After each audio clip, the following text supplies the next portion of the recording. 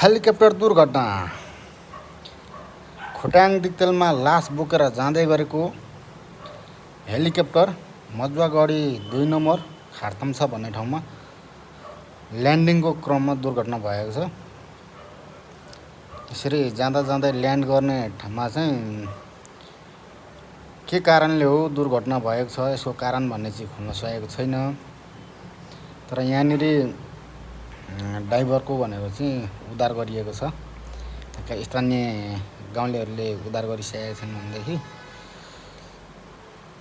अन्य विवरणहरू चाहिँ केही पनि आएको छैन।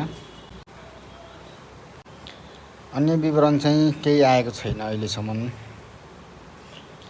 विवरण आएपछि हामी तपाईलाई जानकारी गराउँछौँ। यसरी ल्यान्डिङ गर्ने क्रममा दुर्घटना भएको छ। यसरी प्रत्यक्ष देख्न सकिन्छ, हामीले लाइभ दुर्घटना देख्न सकिन्छ।